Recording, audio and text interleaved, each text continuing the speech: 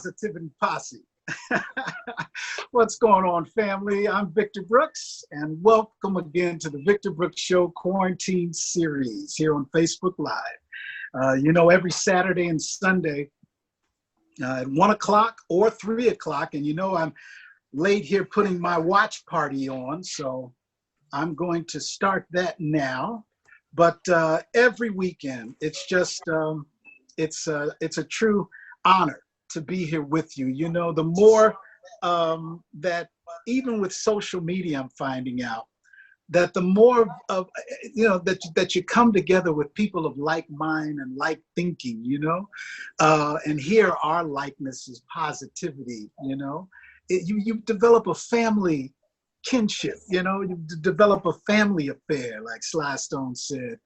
But we definitely look forward to this every Saturday and Sunday.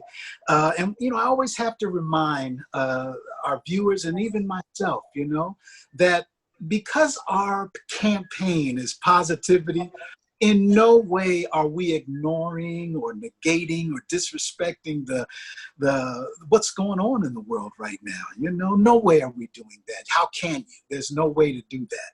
It's in our face every day. It's on television every day through our media broadcast, or even in our personal lives. A lot of us are affected personally every single day from these two viruses out here, Of course, our virus that put us away for a while, which is the corona, came out of nowhere, as far as we know, but it definitely affected us, had us pause for a bit.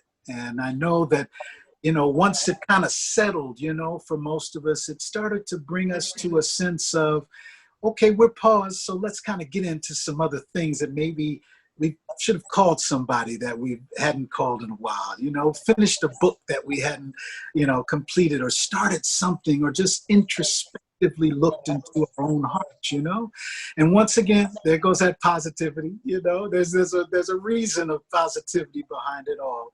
And of course, that second virus of racism, that's generational. It's been with us, unfortunately, since the inception of our country, but it's been with us everywhere, all the time. Generationally, racism, that second virus has affected many of us, millions of us also, generationally, even to this day. I always want to give it up to for the corona. We know we're quarantined, and these numbers are going back up, unfortunately, in some places. Hey, y'all, wear the mask so it won't last.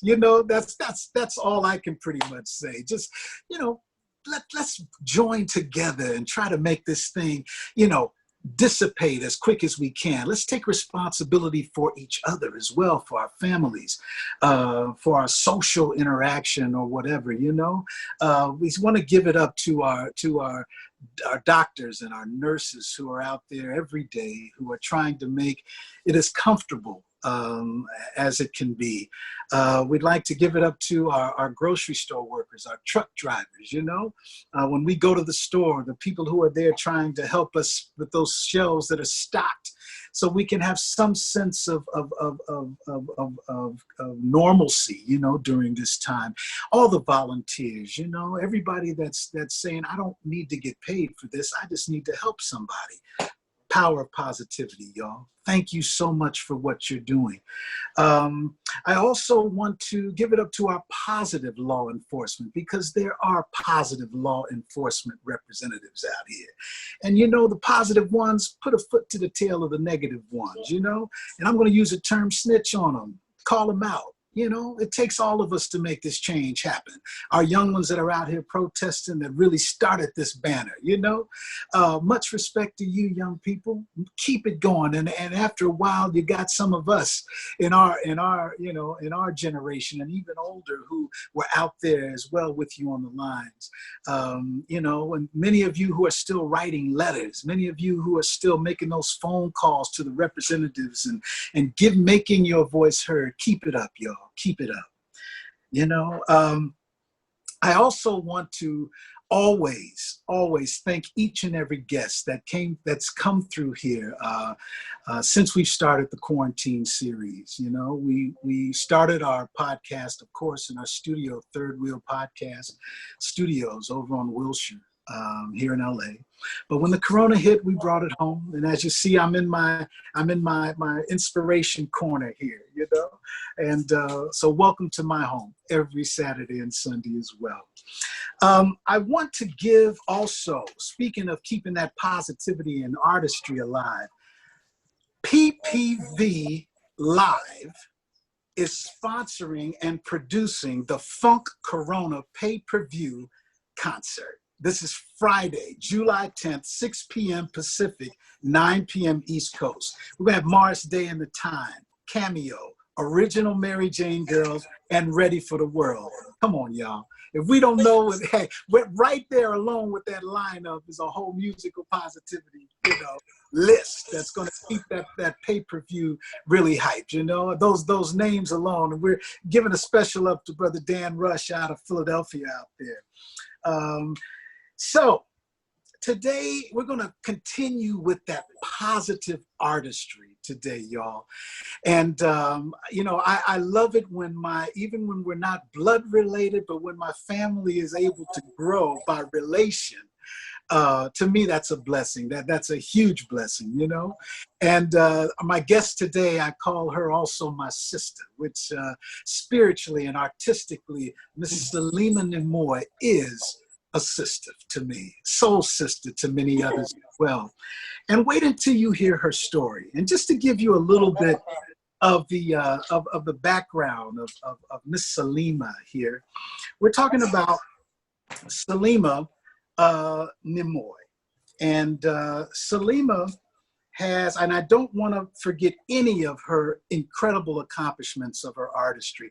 Selimah Nemoy is a storyteller, a journalist, and author of the incredible book, which I'm almost finished of, but so far it's incredible. The name of the book is Since I Lost My Baby, a memoir of temptations, trouble, and truth, out of OG Press, June 2020. Selimah was born in Los Angeles. Her coming of age journey was shaped by soul music. I know I got my Stax people out there listening to today as well. Welcome from back home. Her coming of age journey was shaped by soul music in the 60s, then by the turbulent multicultural 1970s in San Francisco-Oakland Bay Area. It was in Oakland that she fell in love with African dance as well. Selimah served with President Bill Clinton's White House press corps staff in 1994. And as the English editor for both an Italian-American and Japanese-American newspaper, her play, The Daddies, was performed at the Buriel Clay Theatre in San Francisco's Western Addition. And her short story, Goodbye, received first place at the Santa Barbara's Writer Conference. Right on, Selimah. Ladies and gentlemen, please help welcome my sister, your soul sister, Miss Selimah Nemoy. Is she on camera here? Well, here I am. Hi, Vic. Hello, how are you? I'm fabulous. Thank you. Thank you so much, Selimah. Welcome. We've been trying to put this together for a minute, and you're here. Amen. That's right. Thank you. Selimah, I'm going to ask you the first question, and you're going to be the first of our guests from here on out. I always want to start the show now with asking our guests, what's your positivity today?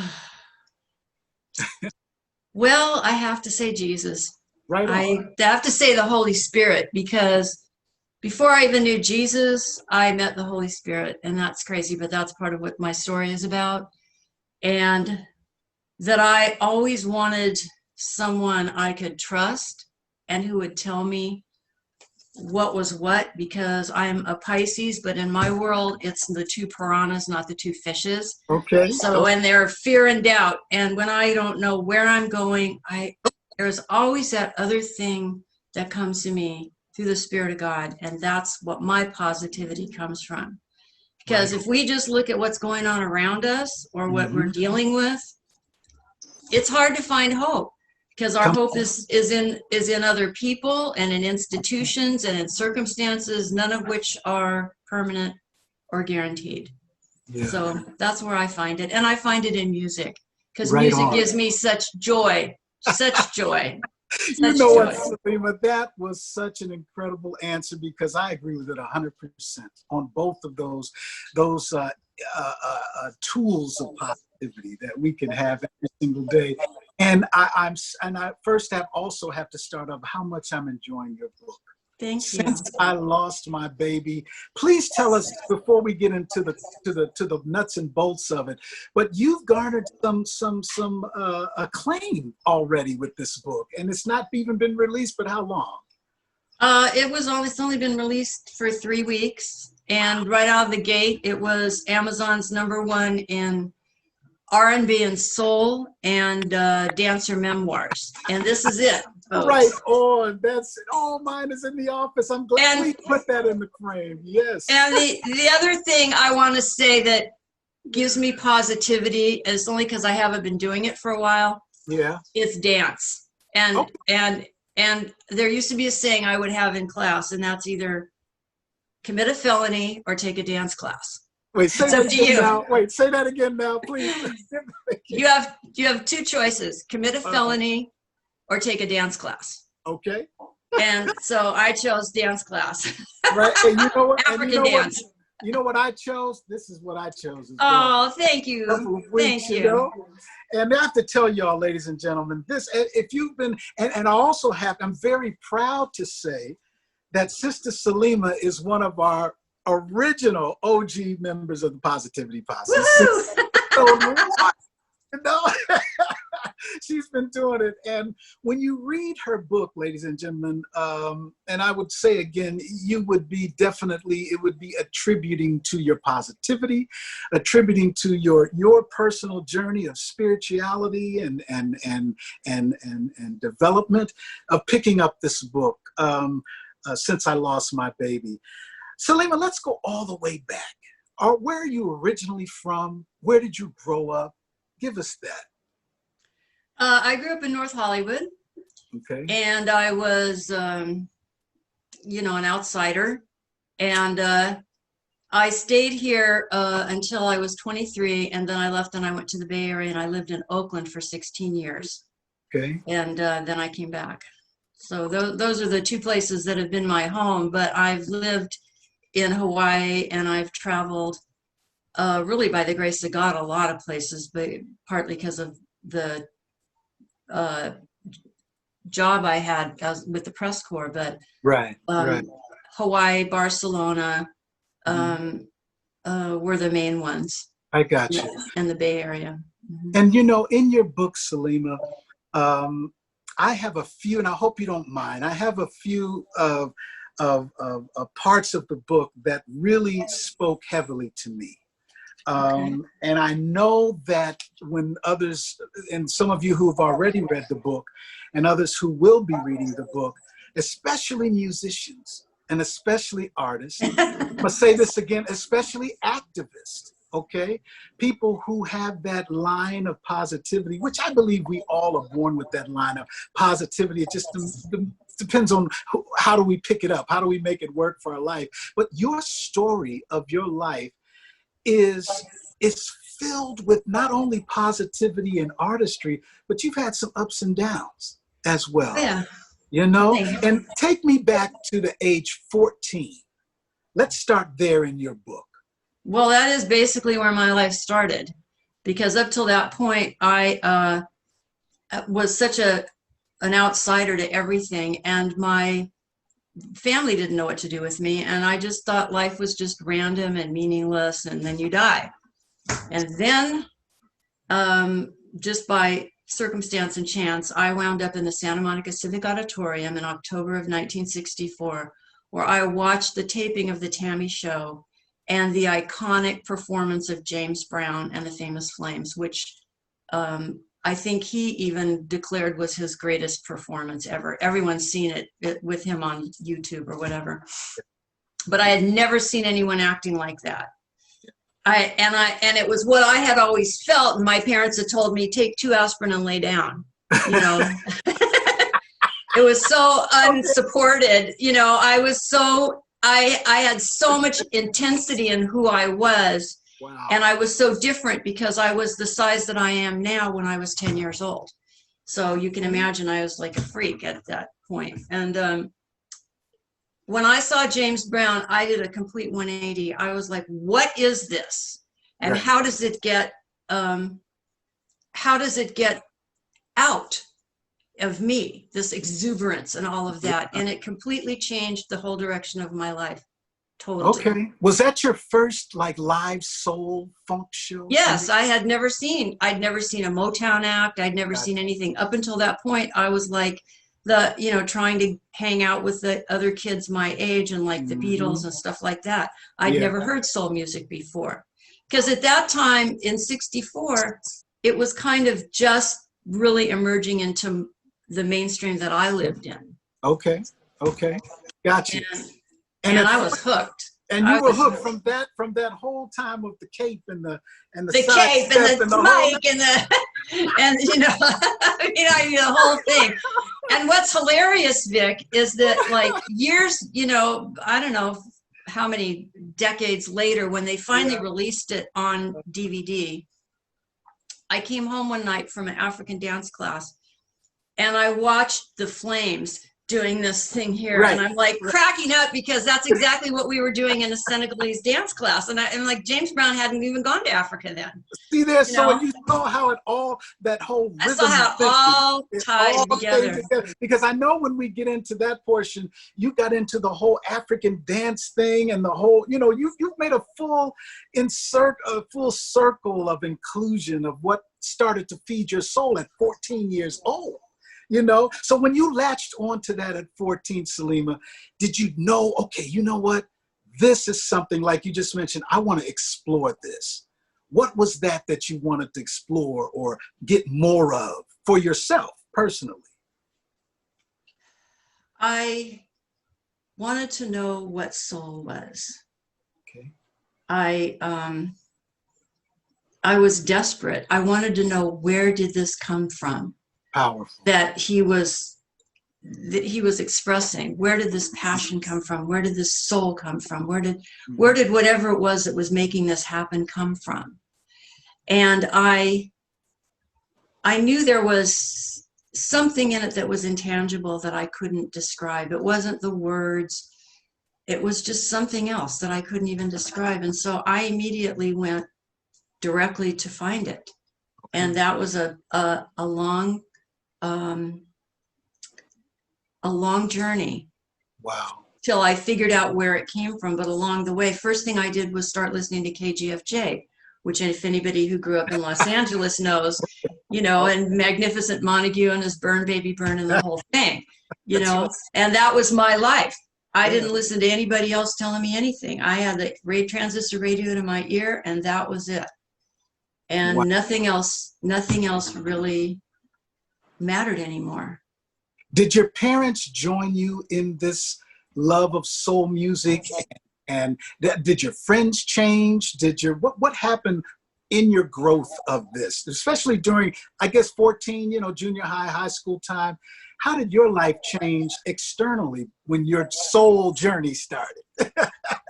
Well, I was very happy.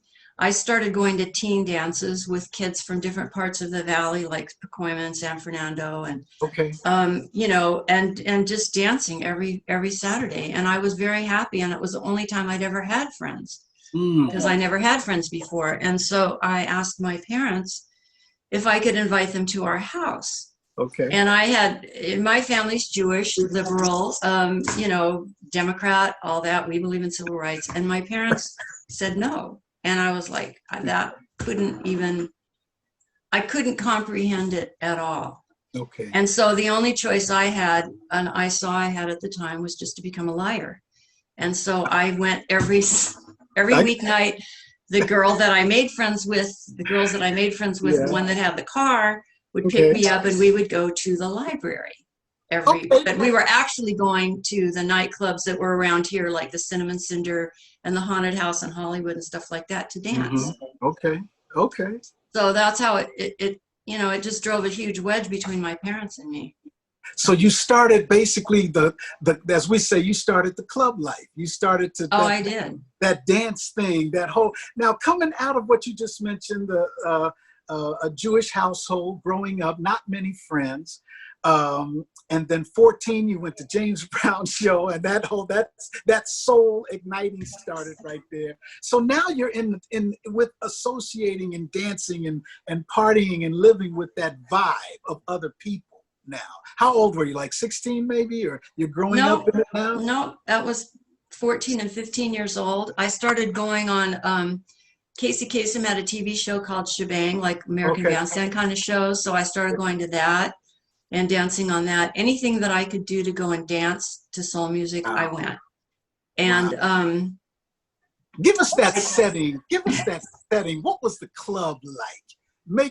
Put us there. Oh, I mean, what I wrote in my book, the guys all had purple shirts with ruffles, and everybody they could all do the splits. And the girls were all in tight skirts with their butts sticking out. And, you know, we would do, you know, the line and do hitchhike and shotgun and all that stuff with one couple coming down the middle. And then they would turn down the lights and we would be, you know, slow dancing and expressing our eternal love to each other, you know. Gotcha. And I write in the book, it was seductive mayhem, you know. Seductive mayhem. I like that. Yeah. So I did that for, you know, from the time I was 14 until for about a year and a half. And then things changed. Please go ahead. Tell us. Well, I got pregnant. Okay. And that pretty much put the end to that part of my life for a while. And my parents didn't know what to do with me. So they decided to hide me in this home for unwed mothers in Lincoln Heights. And I got sent away for almost 6 months, five and a half months. And I was told when I went in there, I had no rights. I was 16 years old, and that my baby would be taken away from me at birth and put up for adoption. And I didn't have any choice. Wow. Heavy, Selimah. That portion of the book right there, I guess, is the hint, since I lost my baby. Well, the book is bookended by that incident when I was, you know, left the home for unwed mothers after they took my daughter, and they told me, just go home and pretend it never happened. And when I found her 24 years later, and we were reunited, and everything in between is what happened since I lost my baby, during those 2 decades between when I lost her and then when I found her.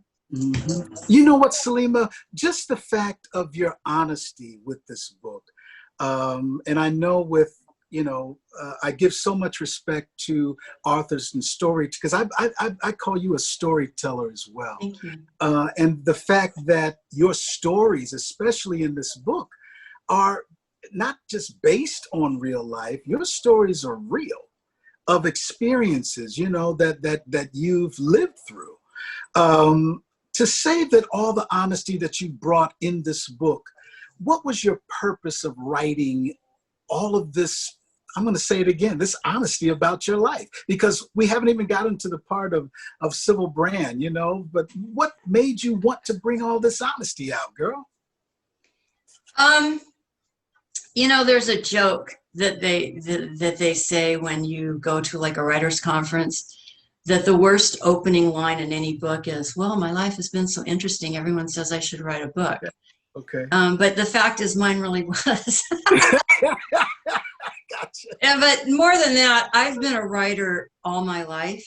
And I knew I had a call, let's call it, to tell my story, and how that story lands in people's souls, how it lands in this time, which who knew it was going to come out when this thing was happening, because I finished writing it a while ago and spent the last 2 years getting it published. Every author hopes that what they have to say is timeless, but nobody can predict that.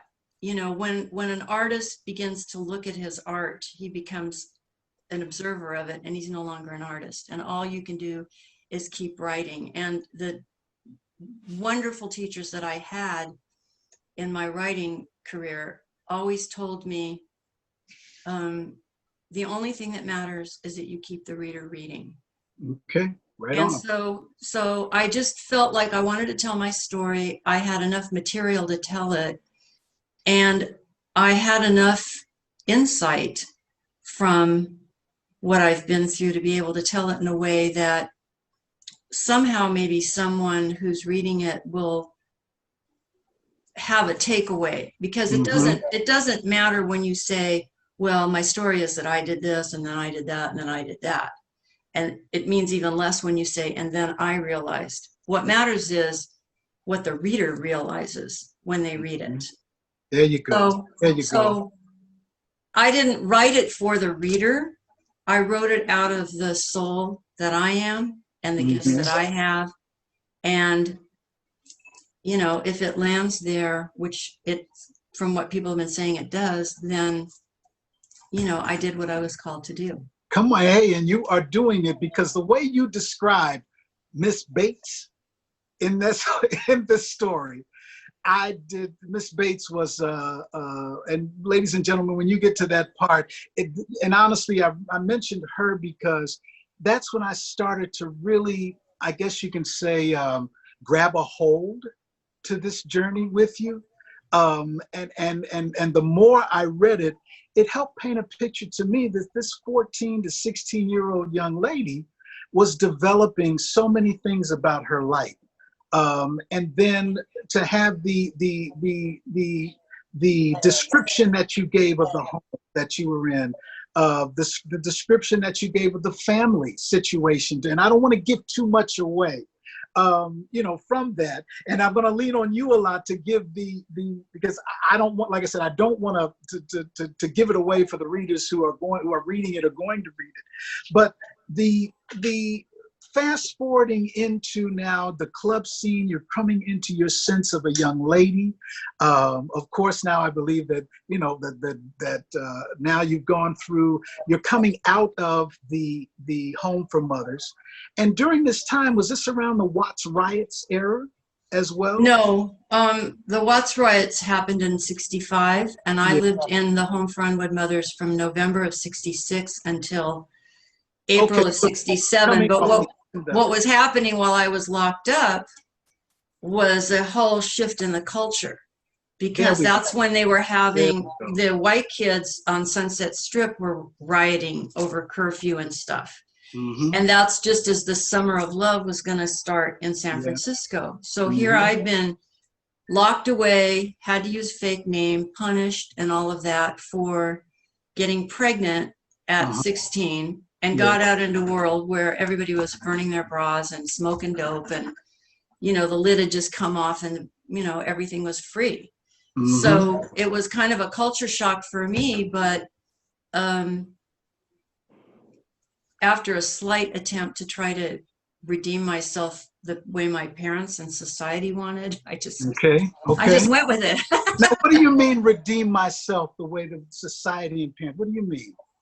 Well, I was always punished, and I still am in many ways punished for being different, depending on who I'm around, for whatever their reason is that I'm different from them. And so I was punished because I didn't think or act or wasn't interested in the same things other people were. And I got punished being in the home for unwed mothers. I had to see a psychiatrist 3 times a week who kept telling me I was crazy, and why did I like black music, and, you know, why did I do this, and why did it, you know, it was crazy.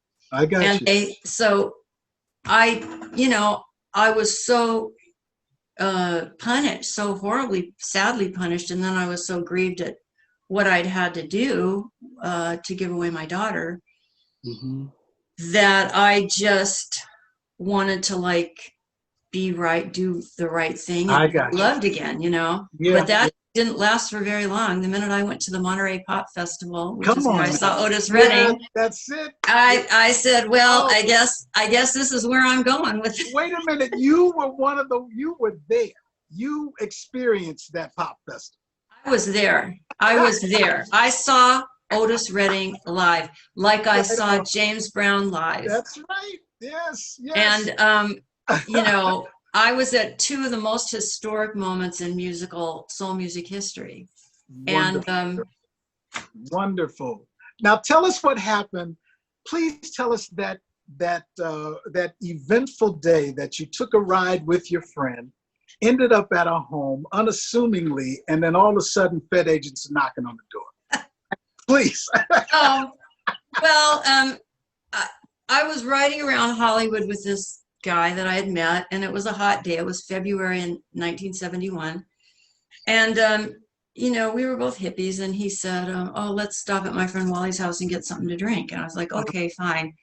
I didn't know Wally. I'd never been there, but, you know, something to drink sounded good. Right. So we went into Wally's bungalow. He lived in a bungalow in Hollywood, and we were there for like a minute and a half, and there was a knock on the door, and there was two policemen dressed in Hawaiian shirts. They looked exactly like the Blues Brothers. Okay. Or they looked like Dan Aykroyd and John Belushi. Okay. Okay. And so they said, we're the police. Can we come in? And so Wally, the guy whose house we were in, had a joint in his hand. He put it behind his arm and opened the door and said, well, what do you do if I say no? And then he said, well, we'll tear your house down. So he said, right. So he lets them in, and then they pull his arm around and find the joint, and then they tore the whole house up, and then they shackled all three of us. And talking of theme songs, the soundtrack for Jesus Christ Superstar had just come out at that time, and I was in the living room listening to Everything's All Right, Everything's Fine. We're all being shackled. Yes. Taken to jail. Oh my goodness. I wound up at Sybil Brand, and I was like, I don't belong here, you know, but whatever. And once you get in those, you know, jail clothes, everybody pretty much looks the same, right? You know? Yeah. And so they, you know, I went through booking, and then they put me in the elevator, and just as the elevator door was closing, somebody was screaming, hey, wait a minute. And they brought in these three other girls. So there was two guards with us and these three girls. And they all looked exactly like me. They all had long hair. They were all hippies, blah, blah, blah. And the door closed, and all of a sudden the elevator started to shake. And I swear, I thought it was gonna crash. Okay. And then I realized, I looked at the girls, and I realized they had an X in their forehead. And then I realized that I was in the elevator with the Manson girls. Sure. Susan Atkins, Leslie Van Houten, and Patricia Krenwinkel. And they had already been convicted of murder and were in the sentencing phase of their trial. Look, and you're in the ladies and gentlemen, when you read this part of the book, let me tell you, her description, I have so much in my head right now, but let me say it this way. It's just another reason why your life being a ball of poetry, number one.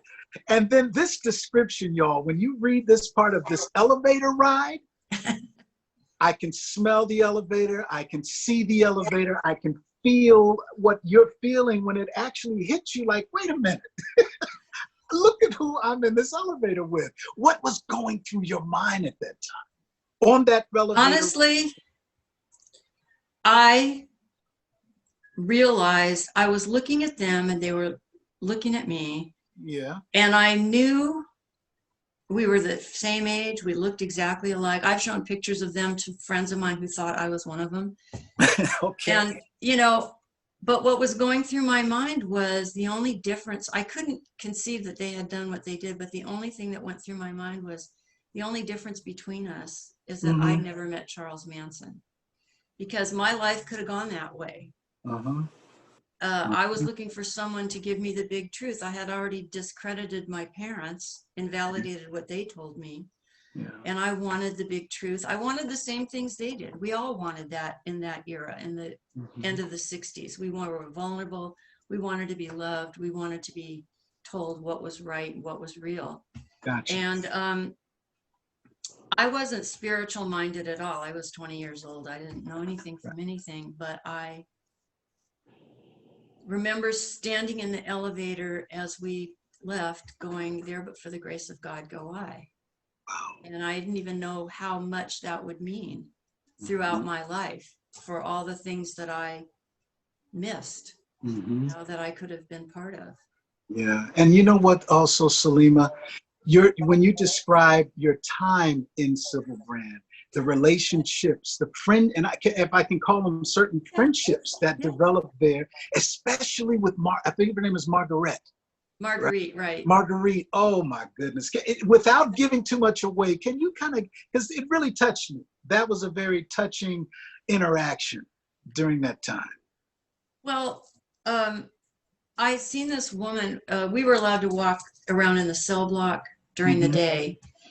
And I saw this woman on the bed with her hair hanging down on the floor. And I went in to talk to her. And we just looked at each other and we realized she and I had lived together at the maternity home 4 years earlier, which was very unusual for you to meet somebody from there. Yeah. And she was going through withdrawal, and I had been given a candy bar, so I gave that to her. But she started to tell me about how she'd kept her baby, and it just freaked me out because I didn't even know anybody could keep their baby in that place. Okay. And it was very touching. It was very touching to meet someone again in a situation where you're locked up. Yeah. For what? You know, she was locked up for something silly like kiting check fraud, you know. Okay. I got you. Yeah. And so with those nuances, and now you're out, when did the invasion of gospel music, because you mentioned people like the Dixie, you took me back. I even called my mom and dad. I'm a PK, so growing up in the church, I'd call my dad. I say, hey, Dad, you know, I read him the passage. You had Dixie Hummingbirds. You had Mighty Clouds of Joy. You know, you went back to the way back. To the root gospel. Right? I hit the way back machine. How did that happen? Oh my God, that was the best. That was the next giant turning point of my life, which was I had gotten very disillusioned and actually angry because I listened to what Motown told me. I could never love another after loving you, and my whole world ended the moment you left me. And that's the way I thought love was, you know, I'll beg and plead for your sympathy. And so, you know, but the music was like James Brown. It was still getting me. I mean, even though James Brown was slobbering all over the floor being upset, it's just something in that music. So one day I was in Oakland where I lived. This was in 1980. And I didn't normally turn on the radio on Sunday, but I turned it on and I heard this music that sounded exactly like what I'd always listened to, like Otis and the Isley Brothers and blah, blah, blah. Right. And then, but the lyrics were just so different. And then I realized they were talking, they weren't crying, please, please, please. They were talking about Jesus. Look at that. That was the first time I'd ever heard gospel music. Okay. And so all of a sudden, again, my point of view shifted and I'm like, this stuff is telling me, you know, not my whole world ended the moment you left me, but ain't no need of crying, you know, and all the other great things. And see, I didn't go, my whole life is backwards, Vic. I mean, most people went the other way. They went from church to gospel music to blah, blah. I went from nothing, just Motown, to gospel, to African, and then I went to gospel. So, you know, and then I went to church, and I'd never even been to church before. So, but the music, the gospel music got me totally. That music, and that radio was my church for a long time, 6 hours, no commercials. Okay. In Oakland. And that's how I started hearing about feeding that soul again, that whole feeding of soul. So when you found gospel, was I remember you saying one of your first questions when you heard soul music and it got you was, I want to find my soul. I want to find what soul is about. So when you found gospel, did that help to answer some of that, or it answered half of it, because it gave me that whatever that is. I can't even explain it. Some academic can explain it, but it gave me soul. something there. Yeah. And then I have a friend, she's still my friend, named Patty Henley, Okay.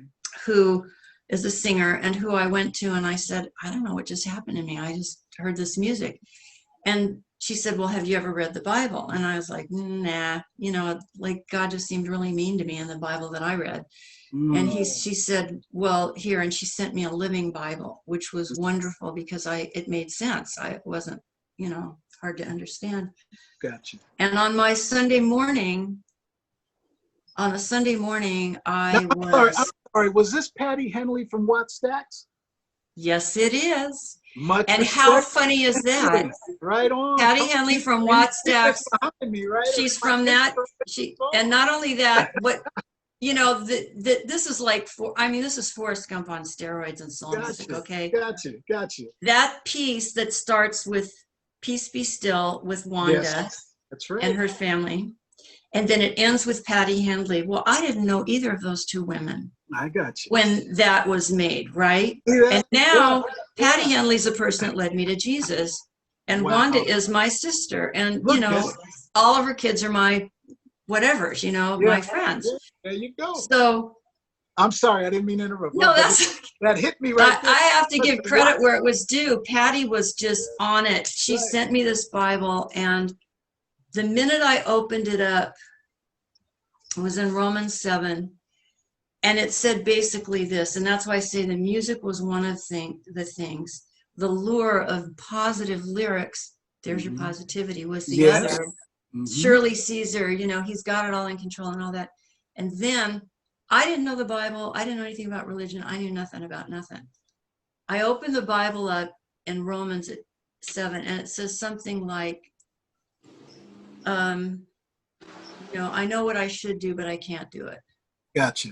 And at that moment, I heard a voice in my thoughts. It wasn't audible. And I worked for Buddhists. I was into yoga. I studied all these different religions. I mean, it was the 70s. It was, I went to all of that. Okay. Gotcha. And I knew how things worked, especially because I worked for 6 years for Buddhist. I knew how things worked, but I never got that thing from it that I wanted. Okay. I read this thing in the Bible, and I hear this voice, and it says, Selimah, it's not that you don't know what to do. You don't have the power to live up to what you know. Heavy. Okay. And that was it. That was power. Heavy. I didn't have any power. Gotcha. I had no power. That's why when you ask me what's my positivity, it's not just what I think or what I like. It's where's the power. Come on. That's where I could find it. Go ahead. If I don't have the power, it's just me making it up as I go, which I did all my life. I got you. And that was the moment I say I had an encounter with the Holy Spirit before I ever read the Bible, before I knew Jesus, before I ever went to a church, before anything. It started with James Brown. Yes. And then 16 years later, it went with that moment with the Bible and my music, you know, and that's how, you know, and that's I guess you could definitely call that a soul ride. Your life is a soul ride, sister, for real. And not just musically, you know, it's something about, and growing up in Memphis, Selimah, hearing you talk and being around Stax Records and all those people, and being blessed to be able to say a lot of them, you know, were mentors, and hearing their talks of what soul music meant to them or means to them, it just fits perfectly into what your description of your life's journey is. You know, it's like it's soul music for a reason. It's because either they write and perform the soul music from their soul to give to others, or the person listening, it is touching their soul. So it's a soul interaction, you dig? That you caught at 14 years old and said, you know what? Wow, I got to hold on to this and find out where, because during the time, going back to the gospel transistor radio time that you had, you were into African dance as well. No, not then. I didn't get into African dance until the 70s when I got to Oakland. Okay. But you know, I want to see this one thing very quickly. The thing that I wanted, that seeing James Brown made me want, was I wanted to connect to something that was really real. I felt like I grew up in a very artificial, you know, pretend it never happened world. Mm-hmm. And James Brown was the start of that. Yeah. That led me to look. Okay. And when I hit that moment with my gospel music on the radio and the word of God and God speaking in my head, that was it. There's nothing more real than that. You know, wait till you see these hand claps that are going up on this comment list, and the people are right on. You know, that's what I'm talking about. Because even talking with you now, that's a soulful experience, or this is a soulful experience, because it's relating to so many. You know, there's a quote that you hit, and I hope I have it right. It says, "I guess when the artist steps outside his art to look at it, the art is no longer his. He becomes an observer of it rather than the vessel for it, which is probably the reason why so many artists hit the dead end of their own mythology." Right on. And please break that down. Well, I love that. I think, you know, part of that was inspired by my writing teacher, whose name was Leonard Bishop, who has now gone to heaven. And, you know, and that I was referring to that earlier, that, you know, he said, critics or time are what promote writing into art. The writer isn't thinking, the writer's just writing. I mean, that's true for artists. And I wanted to know, I desperately wanted to know, where did the magic come from? Like, once I was on that journey to find out soul, I wanted to get as far into it as I could. That's why my musical tastes go from like Van Morrison to Clara Ward. Right, you know, on. With Gotcha. Buffalo Springfield in between. In between, right. You know, and everything else. Al Green, you know, I mean, it's all over the place. Right. I needed to know, where did that come from? And I was around artists. I wanted to find the magic. And then, you know, some very smart person said to me, there isn't any magic. You know, you just, and then that's when I realized, you know, if they start thinking about themselves as magic, it's gone.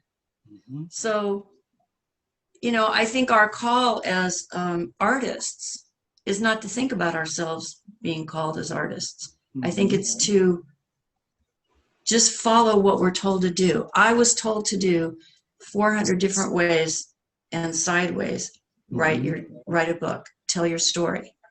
Every time I said, what should I do next, when I was at a crossroads, tell your story. Right. And that's what I did. And I didn't think about like, oh, I'm going to write this and it's going to do that. I didn't think about it like that.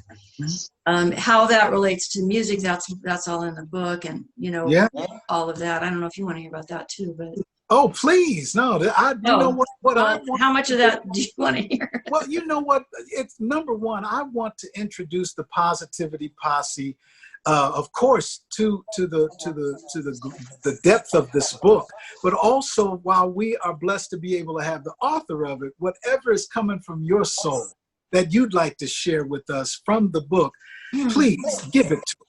I don't care where it starts, what part of the book, give it to us. Well, you know, do you want to talk about what you just brought up? Yes, I would. Okay. I definitely would. So you read the part, you know, about when artists become the observer rather than the vessel for their art, why they hit their own mythology. Yeah. And Patty Henley, as you know, sang for 30 years with Smokey Robinson. So I got to go to a lot of those concerts. And so just in this one area that we're just talking about now, he's a person that told me there's no magic. He said, you know, I just do what I'm supposed to do. Smokey. So I said, I finally eventually came to agree that no creative person ever really does know what he or she is doing. Bob Dylan, for example, seemed to leave it to other people to make careers out of explaining his art while he just went on creating it. I had always believed that getting close to the artist would bring me closer to the magic, and that would ignite the magic in me. The compulsion to find that had driven my life since the Tammy Show. But the more I watched how audiences acted at Smokey Robinson's concerts, the clearer it became that the hysterical fans who jumped up and down and did the most hollering at the stage weren't trying to express their appreciation for him.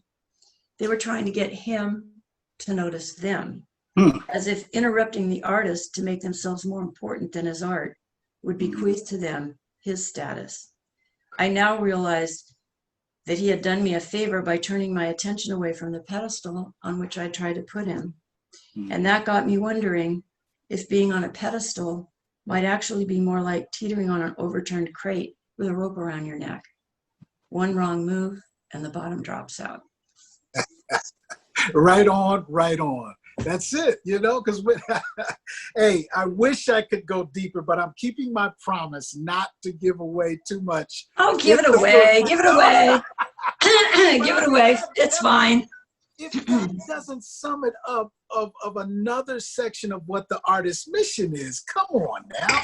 And you should start, when you look back, you can just see it's all the wows after that read, you know, more hand claps. And to me, that's even that more of a connection of soul that your life's journey, Selimah, is full of. Well, what did it take you? Give me your first, now that you're into gospel music, or not into, but your introduction to that original gospel. What happened at the first Pentecostal church service you went into? Please tell me that one. Okay, you want the overview and not me to read it? Yeah. Oh, whatever. Go ahead, read that. Well, it's 6 minutes long, so I don't know if you want me to read the whole thing, but. Okay, no, you can go ahead and give us that over, because I don't want it to miss your essence. Well, the essence of it's really in what I wrote, but if you'd rather to have the overview. Oh, no, go ahead and read that. I misunderstood. Please. Yeah, go right ahead. All right, so just to make a very brief setup. And for those that have the book already, what page should they go to, Selimah? That is on page page 216. 216. All right. And I'll just say this. It's what is it? Yeah, it's 6 minutes. Okay. Yeah. It's about 4 pages. Patty's family wanted to help me out, making sure that I had the conversion experience. You know. So I had met some of her friends in Chicago, and I went to Chicago and all that. So anyway, I was in Oakland. I hadn't gone to church yet. I'd still been listening to the radio, worshiping at Our Lady of the Radio. Because there was so many kinds of things going on. I didn't want anyone to spoil it for me. I was having such a good time with just me and Jesus, you know, and the Bible and my music. But anyway, a friend of Patty's came into town and said, I heard about this church, let's go to it. It was in East Oakland. Okay, great. The facade of the storefront church on East 14th Street was flat and plain. A few squinty windows faced the treeless boulevard. We parked in front between a soul food cafe and a barber shop with its twirling red and white and blue candy cane sign. Inside the church, rows of wooden pews were divided by a center aisle leading to a platform furnished with 2 throne-like chairs on the left. To the right was a drum set, in front of which stood a sturdy piano. The piano's bench was occupied by a box-shaped woman who was singing "It Will Be Worth It All" and pounding the keys like a conguero when we walked in. With everybody standing for worship, we entered unnoticed, except by a female usher wearing a navy blue suit, nylon stockings, and sensible shoes. The lapel of her jacket displayed a gold badge with her name, Sister Harris, and she had on white cotton gloves. Sister Harris greeted us with a polite, welcoming nod and walked us to the 4th row, one gloved hand behind her back, just like Michael Jackson. With the other, she pointed to 2 empty seats. I nudged Patty's friend, trying to get him to notice, getting him to look at the usher's gloved hand, but he'd already started singing along with the congregation. Remember, this is the first time I've ever been in a church. Right. A statuesque, dark-skinned woman with a mane of silver hair and a nattily dressed man slightly shorter than she stepped up to the platform and took their seats in the 2 thrones. His striped necktie and pocket square matched the color of her dress. "He's the preacher," Patty's friend whispered, "and that's his wife." Almost as quickly as he sat down, the preacher got up and what sounded like, and the woman at the piano began playing what sounded to me like a rock and roll song. Raising one hand to the sky, the other on his hip, the preacher waved to the rhythm of the music. Everybody in the church began clapping and singing, "Can't nobody do me like Jesus." Then the preacher laughed almost to himself and did a little quick step, which turned into a 1-foot skate across the platform. James Brown's signature move. My eyes must have been as big as biscuits. Bit by bit, all the soul music I'd ever seen and heard, all the shticks I'd ever seen on stage were taking place on the platform of this little church. Now, wait a minute, I wanted to say, but the excitement was overwhelming, and I couldn't keep from joining in. A lady in the front row picked up a tambourine and turned that Motown rattlesnake shake into something sacred. People were dancing in the aisle, rejoicing to the music and the beat of the drums. All right, now, praise the Lord. Hallelujah, Jesus, wonderful Savior. After a while, things settled down, and the music shifted to slow tempo worship song led by a brother in a 3-piece suit who looked like Eddie Kendricks. Overcome by emotion, halfway through the song, he stopped singing, shook his head, and raised his hands in the air. He might have been crying. "That's all right now," somebody hollered from the front row, waving a handkerchief. But then a different kind of song erupted out of the people, rising and falling in captivating cadence. It was melodic and strange and beautiful. When it subsided, the preacher's wife lifted up her right hand. It got pin-dropping quiet in the church, and then she began to speak. The words tumbled out, sounding as if she'd memorized the Bible. I couldn't imagine how she was able to remember it all. She went on for about 5 minutes. Then she said, "Thus saith the Lord." And everybody started shouting and clapping again. "Can you give the Lord a praise offering?" said the preacher, jumping to his feet and clapping his hands. The whole place broke out in singing and dancing till everybody's Sunday best clung to them with sweat, and ushers handed out paper fans donated by a nearby funeral home. When the congregation recovered enough to be seated, the preacher began pacing back and forth across the platform. Then he made his way up the aisle directly toward us. "You!" he shouted, pointing at Patty's friend. What had he done? I was terrified.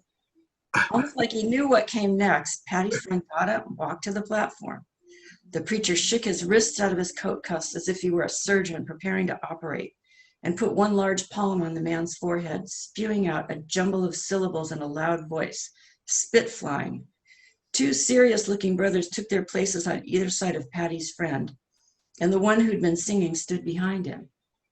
I watched in horror as the preacher's hand came flying off his forehead, and Patty's friend fell stiffly backwards into the arms of the 3 men who had laid him down on the floor.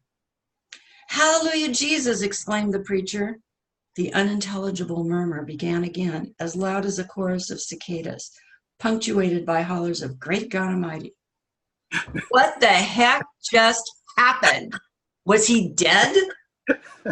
From the floor, Patty's friend began to stir.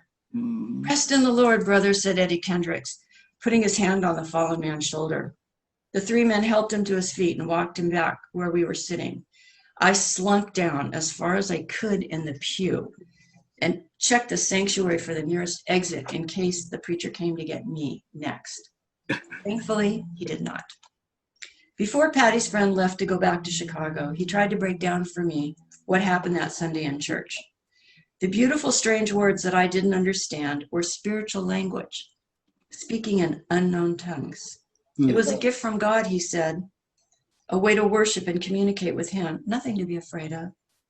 The oratory spoken by the preacher's wife and ending with, "Thus saith the Lord," was what God was saying to the congregation.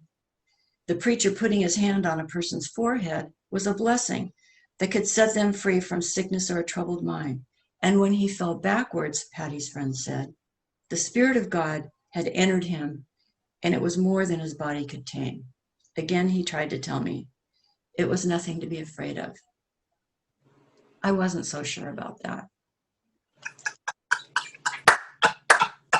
Bravo, Selimah. Bravo. You took us to church. And that is exactly, and I know all of my musician friends who are watching this right here. You got some people that are saying, I'm screaming here on the top. Other people are like giving a clap. And I know my musician people, it's when you know, and I know you and others have heard, that's where our thing comes from. That vibe of the church, that feeling, that rhythm, that cadence, you know, that you just described. That's where Otis, and that's where James, and that's what you are explaining as I'm going to say, a first time face-to-face interaction of where this came from. Now, when you left church that day, where was Selimah at personally? When you left church, I wasn't sure where I was at, but as scared as I was that something like that was going to happen to me, okay, I kept going back. I got you. I kept going back. Okay. Until finally the preacher did come onto the aisle and go, you come up here. Yeah. And, you know, I didn't fall, but I did start speaking in tongues, and there it happened. And so eventually I joined the church, but you know, that, oh man, I couldn't. And then I want to tell you, I just want to tell you this. I won't have to read it to you unless you want to hear it. But you see, the weird thing was I had been dancing for, I don't know, 5 or 6 years, African dance, before I went to church. And so, yes, the church is where this was brewed and stewed, but there was so much, like, I could see in gospel music how an African, like the drummers would play off of each other. And then you go and you look at people like the Dixie Hummingbirds and the Syncopation and Clara Ward and her sisters and all those people. All of that. And that is so African, it's crazy. Oh my goodness, that is the motherland for so many beautiful reasons. You see, that boat ride took the music and every drop off kept that rhythm and made it their own, as you well know. When the boat ride took some of us and dropped us in Jamaica, there we have that. There we have it. When some of the boat ride dropped us off in Cuba, there you have that. When they dropped us off here, hey, that's where we got our rock and roll and our blues and our jazz and our funk. So with the way you're describing it in this book is another reason as a musician and an artist that I love the description of it, you know, and the poetry of it. Even though a lot of, and you know, I know that you're also a fan of Richard Wright. Am I correct? Oh my God. Yeah. What drew you to Richard Wright, or draws you to his work? Well, I had so much going on inside of me that was so unrelated to in the world that I grew up in, that when I first heard James Brown, that took me one place, and then about a year after, or maybe 6 months after I heard James Brown, I went to the library and discovered Richard Wright. That was 1965. And the torment and the trauma of his characters just so related to me. And it related to how I felt about being an outsider, which is one of my favorite books, The Outsider by Richard Wright. You know, and just the terror of, you know, having no identity except that which is triggered by chance, tyranny, and madness. And I felt like that. I felt like that as a young person because of all that I had been through even before I got pregnant. You know, of just how I had been an outcast and nobody got me, and I just thought life was, you know, what me worried, why bother?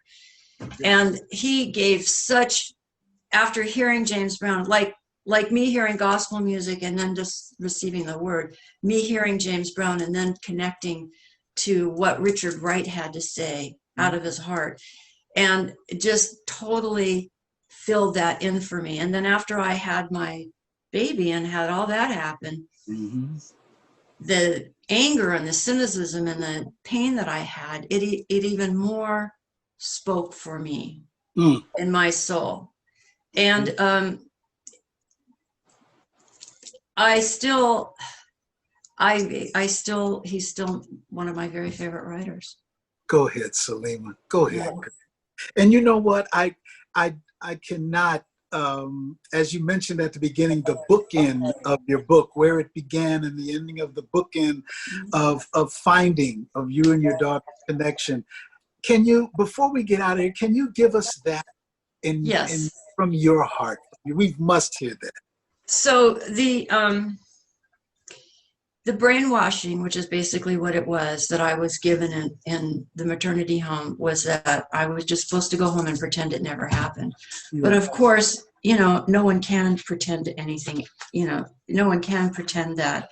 But I buried it long enough to where I didn't interfere with her life. I accepted it as the decision that I had to make, and I tried to seal it with saying I was never going to interfere with her life and look for her. And whatever passages you have, please read. Well, I was just going to read this one thing. Yes. I was going to just read this one small thing for you. I mean, I could read this if you wanted. It's, how many? This is, I can either read it, it's a full 6 minutes, or I can just tell you what happened, whatever you like. Give it to us on the 6. As much as the book that they're loving, that they can hear, I'd love to have them hear. You want to hear it? That would be a great segue to yeah, please. That would be thank you for taking the time to. I didn't want to impose on you. That's why. No. Oh, this is fun. Okay. Every time I'm with you, whether I'm a visitor or now as a guest, it's fun, Vic. So I'm happy to stay here all day. Go ahead, read that. This is chapter 19. Again, I say it begins with me leaving the maternity home, and then it ends with me finding my daughter. This is the last part of the book. It's called My Girl. And this chapter is called I've Been Loving You Too Long. This is Oakland, 1985 to 1987. My precious daughter, I have treasured you since the day your life began. In the face of all who opposed me, through obstacles and pain beyond distance and time, they took you from me, but they can never take away my love for you. I am your mother. I will never give up. That was an entry that I wrote in my journal in 1976. It wasn't as if I never thought about her. Every year on my daughter's birthday, I wrote to her in my journal, giving myself permission to peep into that padlocked place in my heart labeled birth mother. That led to wondering, but wondering led nowhere, since I'd signed away my parental rights for a closed adoption, the only kind I was told that could be done in 1967. The day after she was born, my daughter was taken from the hospital and placed into foster care. 4 weeks later, my parents drove me to Los Angeles County Department of Adoptions, where, under their watchful eyes, I signed a relinquishment form terminating all rights to my child. The caseworker said that when my baby was adopted, her birth certificate would be amended, my name would be removed, and her original birth record would be sealed by a court order. No one will ever know, the caseworker promised. At 17 years old, I summoned the forces of the river, that's a theme in the book, The River Denial, to make what I thought would be a lifetime vow, never to second guess having given up my baby for adoption. I wanted to believe what the adults who ruled my life told me, that it was the right and only thing to do. While there was no way I could pretend it never happened, I did manage to bury it deep enough to allow my daughter to grow up without interference, feeling paralyzed each year as her birthday approached and not knowing why I had to look away from young moms pushing strollers around the park. I became pregnant with the loss of my child. And over the years, that loss grew into a pain in my heart so big, I didn't even know I was carrying it. They say that time heals all wounds, but it doesn't. Time is just a subcontractor to the river, doling out a benevolent humanitarian service in order for damaged people to continue on with our lives, even after the worst Most unimaginable and inhumane things happen to us. We remember that horrible things happened, but we don't remember the horror itself. That's the part time buries on our behalf. Otherwise, we would go mad. But the horror is still there. And when it becomes an obstacle to our future, an excavation team arrives and begins to tear off all the neat work that time has done and expose the festering wound so it can be healed. The process is as agonizing and brutal as it was when we were damaged in the first place. So we intermittently open up or shut down, depending on which is causing the worst pain. In 1979, I began a correspondence with the Los Angeles County Department of Adoptions. My daughter was only 12 years old then. I knew she'd have to wait another 6 years before she could legally search for me. But after losing as much as I had in the 1970s and coming so close to death, it seemed important to create a paper trail in case she ever did come looking and I was no longer around. My vow not to disrupt her life didn't exclude the possibility that someday my daughter might want to find me. A caseworker sent me what she was allowed to share about my child, a summary of the adoption report, minus identifying details about her or her adoptive parents. I had given my daughter the name Rachel, but the caseworker said it was changed when her birth certificate was amended. The report stated that she'd been 4 months old when she was adopted by a Black couple in their early 30s. A year later, they adopted a boy who was 1 year older than Rachel, giving her a big brother. The father was in the military, stationed in California during the adoption, and the mother was an actress with a love for music and art. I hope that meant my daughter would grow up with that same love as I had.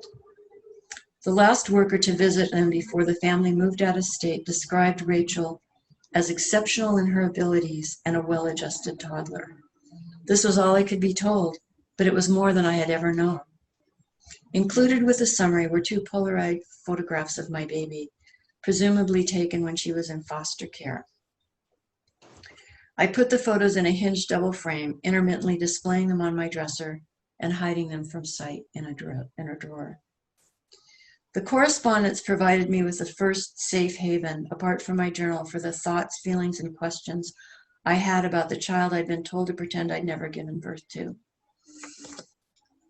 I began sending letters and cards to my daughter's file in the hope that if she ever decided to contact the Department of Adoption, she would know that her birth mother loved her and had not given her up willingly, that she would understand, and perhaps she would love me too.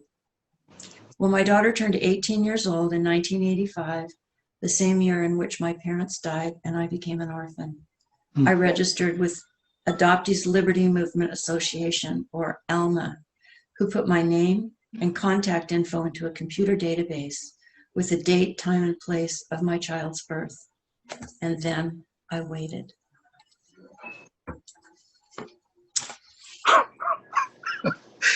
Can you feel the cliffhangers right now? Can you feel it like everybody else? Selimah, let me tell you something. And all my positivity posse out there, this is what it's all about. This is it. And you know, and you wait till you see the comments. Before I go into my little thing here, is there audio book as well to this? Selimah? Not yet. And Okay. that is coming. That is definitely coming. Right now it is paperback, hardcover, and ebook. And they're all on Amazon, but they're also, you can get them other places too, but it's just easier to say it's all on Amazon. And you know, if we bundle all of this up today, the conversation, the readings, the feelings, the honesty that's here, it's no question why it only in 3 weeks, this is an Amazon bestseller. And I mean, you know, and it's because it's feeding of what we need right now. We need more honesty. We need, if this isn't, well, I always love to open my show that, you know, because our whole thing is positivity, in no way am I trying to ignore the seriousness of the negativity that's going on in this world. Right. But laced in between, there's so much positivity to be thankful for, to look forward to. And your book, Selimah, is proof positive of that, in my opinion. And because of that, I just want to thank you for your honesty. I want to thank you for your journey. I want to thank you for your keep on keeping on. I want to thank you for your poetry of life. I want to thank you for your passion. I want to thank you for your pain. I want to thank you for your daughter. I want to thank you for sharing you with us today, Selimah. It meant so much to us, and please come back. And while we were doing this, I was thinking, I'd like to ask you to please give us reading updates over a period of time. Oh, where you come back and kind of share with us more. But ladies and gentlemen, you've heard it today. It gave me great joy. It gave me a big surge of positivity to welcome Sister Selimah Nemoy with us today, sharing her life's journey, sharing excerpts from her incredible read, Since I Lost My Baby, that you can find on Amazon. I also believe that you can go to that she has a Selimah Nemoy website, .com as well. But what I'm going to do is I'm going to get all of the information from Miss Selimah as far as the Facebook, the Instagram. We already know the Amazon that you can go and put in the Since I Lost My Baby and enjoy this incredible read too. Y'all, Victor Brooks again, thanking you from the bottom of my heart on behalf of our co-producers, Christopher Brooks, Julie McKnight, and our wonderful, beautiful baby girl, Wendy Vaughn. That's here with us to package this and give this time to bring it to you every Saturday and Sunday. I thank you so much. And for joining us, taking time out of your day, my Positivity Posse, for coming and smiling a little bit, for letting this positivity sink on you for a little bit. Like I always like to say, positivity is like a whole lot of water. You're going to jump into the ocean of positivity, the swimming pool of positivity, take a shower in it, scuba dive in it. But the main thing is when you come up out of it, sprinkle that positivity on somebody else. You know why? Because that's what it's all about, y'all. That's right. I love you so much. And I thank you once again, and I'll always thank you. Take control of your positivity, y'all. Why? Because it's yours. Don't give it away to anybody else. That's right. Victor Brooks, and we'll see you next time. Oh, and please, I can't forget, tomorrow, I'm still going over a lot of the read that Sister Selimah gave us. But tomorrow, we're so honored and proud to bring a hip hop icon legend, game changer. Tomorrow at 1 o'clock Pacific time, Christopher Play Martin of Kid and Play, House Party, the whole 9 yards, a game changer in his own right. So much respect for what this brother has done with his career. You'll hear his journey from before Kid and Play through the whole house party career of changing and opening gates through hip hop as well. Even before there was hip hop, this brother was giving his journey one-on-one to the world. So join us tomorrow, 1 o'clock p.m. Pacific time. Chris Play Martin here at the Victor Brooks Show, Facebook Live Quarantine Series. Keep on keeping on, y'all. We'll see you next time.